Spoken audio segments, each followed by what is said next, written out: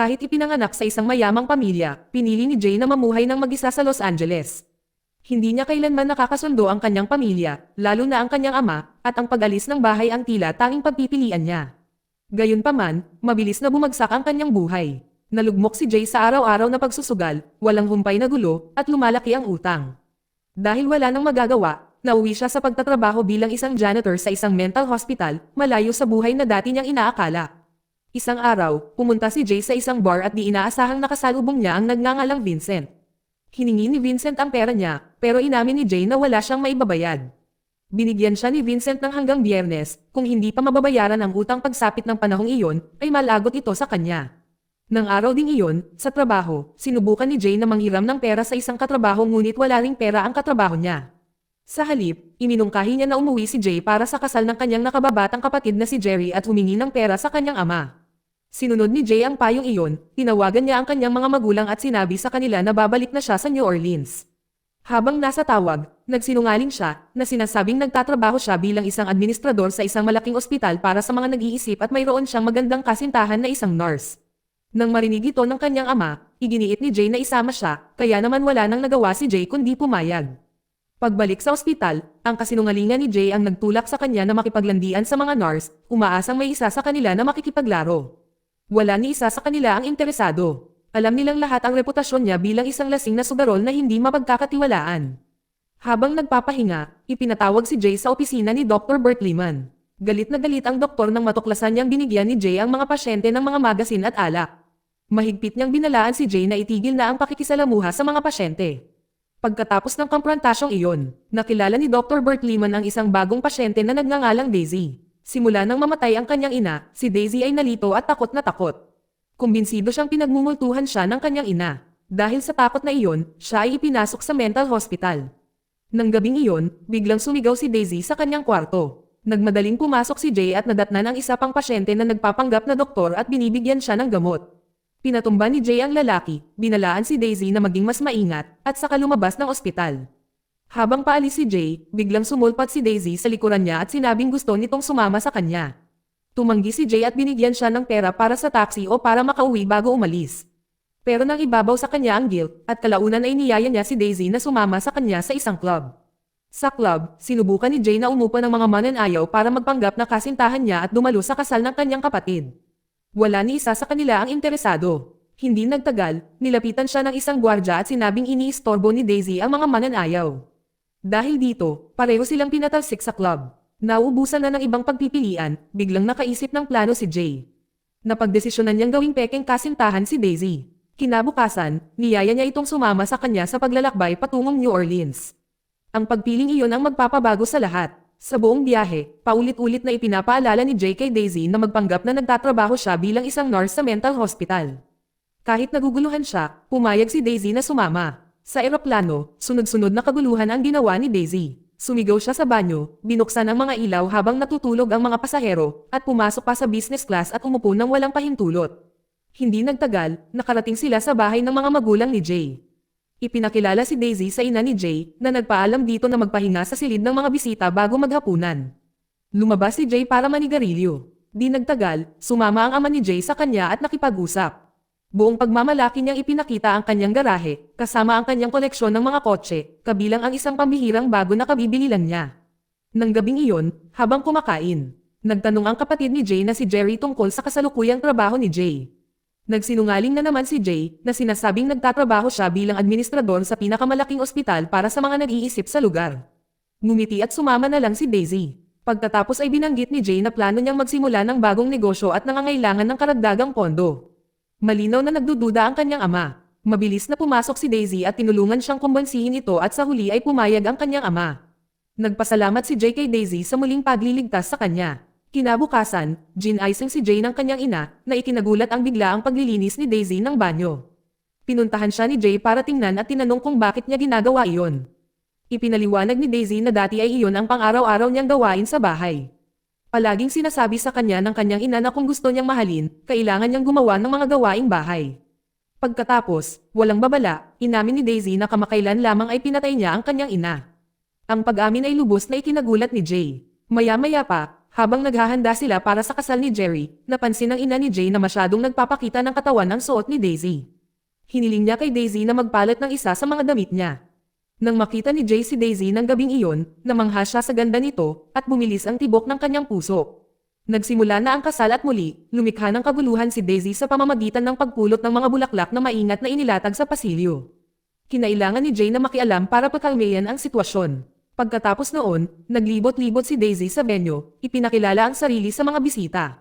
Nang mapagtanto ng mga tao na kasintahan siya ni Jay, sinimulan nilang ibahagi ang lahat ng uri ng hindi magagandang kwento tungkol sa kanya, na inilarawan siya bilang isang kilalang-kilala na playboy na may kadudad ang nakaraan. Maya-maya, nilapitan ni Daisy si Jay at niyaya itong sumayaw. Pumasok sila sa loob at sabay-sabay na sumayaw ng may sigla at pananabik. Habang ninanamnam nila ang sandali, hinayla siya palayo ng ina ni Jay, naiwan si Daisy na sumayaw kasama ang ama ni Jay. Noon tinanong ng ama ni Jay si Daisy tungkol sa tunay na trabaho ni Jay. Tumanggi si Daisy na sumagot. Patuloy siyang pinipilit ni Jay, at tumindi ang tensyon hanggang sa biglang inatake ng panik si Daisy. Dahil sa nangyari, patuloy na iginiit ng ama ni Jay na dapat ibalik si Daisy sa ospital. Mariing hindi sumang-ayon si Jay at sinabing maayos naman si Daisy. Kalaunan, naglaho ang sama ng loob ni Jay matapos makinig ng matagal sa kanyang ama. Sa wakas ay sinabi niya ang totoo, inamin na isa lamang siyang janitor sa isang mental hospital at si Daisy ay isa sa mga pasyente roon. Ang revelasyon ay agad na nagpagalit sa kanyang ama. Hindi nagtagal, nagpasya sina Jay at Daisy na umalis. Pagkabalik nila sa bahay, isa na namang problema ang lumitaw. Dahil opisyal ng pasyente sa mental hospital si Daisy, hindi na sila maaaring bumalik sakay ng eroplano. Dahil wala nang ibang pagpipilian, ninakaw ni Jay ang bagong-bagong kotse ng kanyang ama at ginamit ito pabalik sa Los Angeles. Nang gabing iyon, nilisan nila ang New Orleans. Habang nagmamaneho, walang tigil sa pagsasalita si Daisy. Namangha siya sa dami ng mamahaling sasakyan na nakita niya sa daan. Ang walang tigil niyang pagdaldal ay lalong nagpalala sa stress ni Jay. Kalaunan, gumawa si Jay ng isang padalos-dalos na desisyon at ibinaba si Daisy sa isang istasyon. Sinabihan niya itong kailangan niyang tumawag at saka siya iniwan doon mag-isa. Mas lalong lumala ang sitwasyon. Matapos iwanan si Daisy, plinano ni Jay na ibenta ang kotse. Nabigo ang planong iyon ng tanggihan ang benta dahil pinaghihinalaang ninakaw ang kotse. Habang nagmamaneho, nakatanggap si Jay ng galit na tawag mula kay Dr. Bert Lehman, na galit dahil kinuha ni Jay ang isang pasyente. Dahil sa sobrang inis at pagtataka, tinapos ni Jay ang tawag ng hindi nakinig. Bigla, napansin ni Jay ang sapatos ni Daisy na naroon pa rin sa loob ng kotse. Pinuno siya ng guilt ng lugar at agad siyang nagdesisyong bumalik. Samantala, si Daisy ay nanatili sa istasyon at matiyagang naghihintay sa pagbabalik ni Jay habang unti-unting lumalalim ang gabi. Pagkaraan ng mahabang panahon, napansin ng isang gwardya si Daisy na mag-isang nakaupo roon at nilapitan ito upang mag-alok ng tulong. Magalang na tumanggi si Daisy. Ipinaliwanag na hinihintay niya ang kanyang kasintahan. Nang magtatakip siling na, sa wakas ay lumapit si Daisy sa gwardya at nagpaalam na iuwi na siya. Sa sandaling iyon, nasulyapan niya ang isang taong papalapit. Lumingon siya at nakita si Jay na pabalik na para bang hinahabol siya. Dahil sa labis na emosyon, napaiyak si Daisy. Kinabukasan, dinala ni Jay si Daisy sa isang supermarket at niyaya itong mamili habang naghihintay ito sa labas at naninigarilyo. Habang nakatayo siya roon, bigla niyang napansin ang isang sasakyan ng pulis na dumaan. Dahil sa takot, patakbong pumasok si Jay, sinunggaban si Daisy, at hinayla palabas. Nang makita silang tumatakas, agad silang hinabol ng mga pulis. Nang gabing iyon, pagod na pagod si Jay at hindi rin marunong magmaneho si Daisy, kaya huminto si Jay para magpahinga sandali. Hindi nagtagal, gin-icing siya ni Daisy matapos matano ang paparating na sasakyan ng pulis. Nang mapagtanto ang panganib, mabilis na nagtago si Jay. Kumatok ang mga pulis sa pinto ng kotse ng ilang beses, at binuksan ito ni Daisy. Hinalugog ng pulis ang sasakyan, ngunit wala siyang nakitang kain na hinala. Pagkatapos ay umalis siya upang hanapin si Jay sa kalapit na kagubatan. Mabilis na binalaan ni Daisy si Jay na hinahanap siya ng mga pulis sa mga puno. Mabilis na nag-isip, tumakbo si Daisy papunta sa sasakyan ng pulis at itinapon ang mga susi sa malayo. Pagkatapos noon, dali-dali siyang bumalik at sinenyasan si Jay na umalis agad. Di nagtagal, nakarating sila sa isang campground at nagpas siyang makihalubilo sa grupo ng mga taong naroon. Sa loob ng kotse, biglang hindi makatulog si Jay. Lumapit siya kay Daisy at nakipag-usap ng kaunti rito. Binanggit ni Daisy ang mga chismis tungkol kay Jay, ang mga kwentong nagsasabing isa itong playboy na nasangkot sa mga asawa ng ibang tao. Inamin ni Jay ang totoo, at ipinaliwanag na ginawa niya ang mga bagay na iyon dahil sa desperasyon, para lang makakuha ng pera. Hindi nagtagal, sinubukan ni Jay na magpahinga. Kinabukasan, ipinagpatuloy nila ang kanilang paglalakbay. Sa paradahan ng isang gasolinahan, Sinubukan ni Jay na turuan si Daisy kung paano magmaneho. Paulit-ulit na nagrereklamo si Daisy na hindi niya kaya. Tiniyak sa kanya ni Jay, sinasabing kaya niya at kulang lang sa kumpiyansa. Di nagtagal, nakatanggap si Jay ng isa pang tawag mula kay Dr. Berliman, na muling nagalit dahil hindi na bumalik si Daisy. Ipinaliwanag ni Jay na pauwi na sila. Hindi sinasadya, narinig ni Daisy ang usapan. Nagalit siya ng husto kay Jay at sinubukang magmaneho paalis ng mag-isa, na nauwi sa isang aksidente.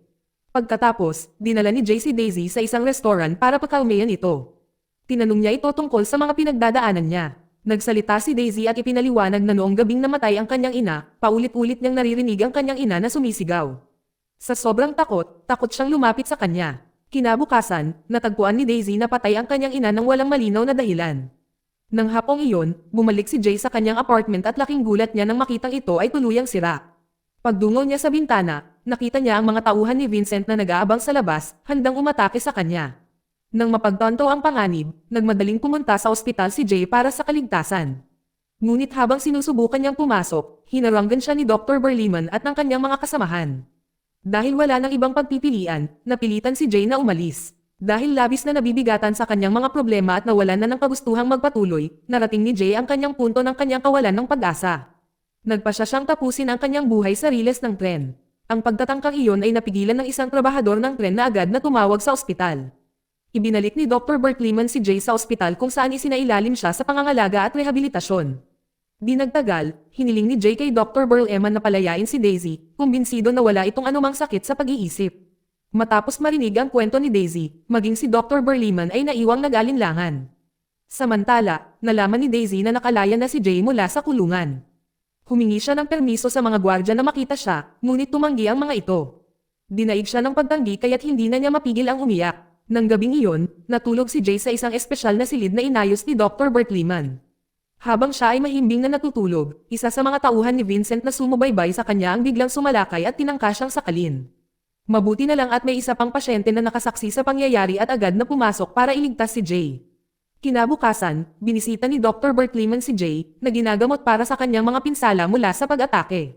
Pumunta siya para humingi ng tawad kay Daisy dahil sa hindi pagkakaintindi niya. Tama pala talaga si Jay noon pa man. Hindi si Daisy ang may schizophrenia. Ang sakit ay talagang pag-aari ng kanyang ina. Sa mga sumunod na araw, patuloy na inobserbahan ni Dr. Berliman si Daisy, kahit na napagtanto niyang maayos na ito. Nang lubos siyang kumbinsido na wala itong ipinakitang senyales ng sakit sa pag-iisip, nagdesisyon siyang palabasin ito ng ospital.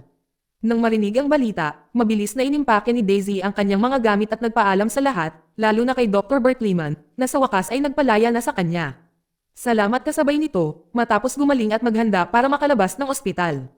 Nakatanggap si Jay ng liham mula sa kanyang ama. Sa loob ay may isang malaking tseke kasama ang isang sulat na humihiling kay Jay na gamitin ang pera para bayaran ang lahat ng kanyang mga utang. Niyaya rin siya ng kanyang ama na umuwi at tumira muli kasama ang pamilya. Walang pag-aalinlangan, nagmadaling hinanap ni Jay si Daisy. Nang magkita silang muli, lahat ng tensyon ay nawala sa isang mainit na yakap na mas malakas magsalita kaysa sa mga salita.